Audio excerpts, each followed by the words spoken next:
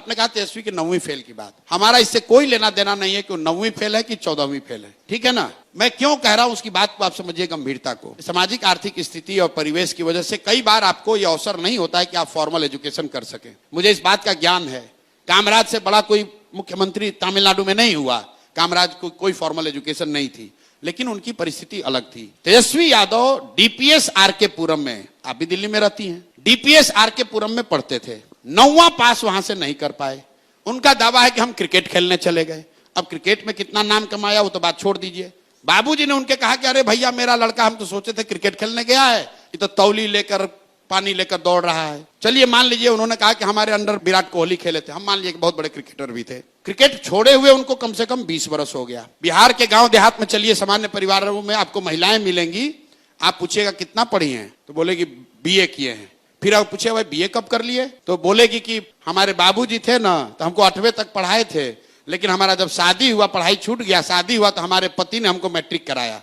फिर भैया बचवा बाल बच्चा हो गया ना तो पढ़ाई छोड़ दिए, लेकिन जब लड़का सब बड़ा हुआ तो कॉरेस्पॉन्डेंस से बीए किए। ये उस महिला का शिक्षा के प्रति आदर और सम्मान दिखाता है। वो दिखाता है कि वो महिला की शिक्षा के प्रति सोच क्या है। तेजस्वी यादव का 9वीं पास नहीं करना यह दिखाता है कि इस व्यक्ति की शिक्षा को लेकर सोच क्या है। भाई आप उस समय नहीं पढ़े, क्रिकेट खेलने चले गए, अब पढ़ लो, अब मैट्रिक पास करके दिखा दो।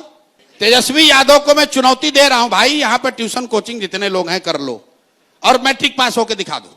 मैट्रिक पास होकर दिखा दो, मैं जनसुराज वापस ले लूंगा, आपको नेता मान लूंगा, आप ही का प्रचार करूंगा। मैट्रिक पास हो जाओ। चलिए ठीक, मैट्रिक पास ये आदमी नहीं हो सकता है। भाई लालू जी के परिवार में कोई नहीं हुआ। अरे हम मजाक नहीं, देखिए बच्चे भी हंस रहे हैं। आप देखिए कितना बड़ा जाति है। जिस समाज में लोगों को सिपाही बनने के लिए 5 वर्ष 6 वर्ष संघर्ष करना पड़ता है, क्लर्क बनने के लिए बच्चे यहाँ 10-10 साल पढ़ रहे हैं, वहां पर आप इसलिए बिहार के नेता बनिएगा क्योंकि आप किसी के लड़के हैं, भले आप 9वीं फेल हैं। और ये सवाल उठाया जा रहा है तो आप कह रहे हैं हम पर्सनल आक्षेप कर रहे हैं। हम पर्सनल आक्षेप नहीं कर रहे हैं। लालू जी के बहुत सारे लड़के बच्चे ऐसे हैं जो फर्जी मेडिकल का डिग्री लिए हुए हैं। हम नहीं बोलते हैं बात, हम कहाँ बोले, कहीं बोले भाई।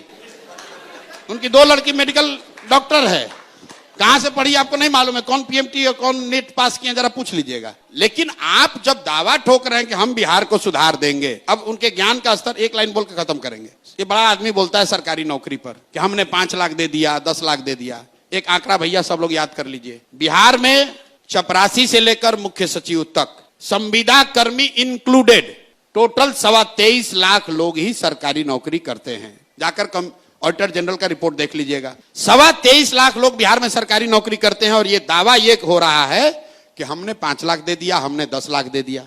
अरे मेरे भाई टोटल नौकरी ही 23.25 लाख लोगों को है। और अगर उन्होंने 5 लाख नौकरी दे दी तो बड़ा एक सिंपल सा गेस्ट पेपर वाला सोल्यूशन है कि भाई आप ही के मन से वो घोषणा कर दें कि हम उन 5 लाख बिहार के लोगों का नाम नंबर जारी कर देंगे जिनको हमने नौकरी दी।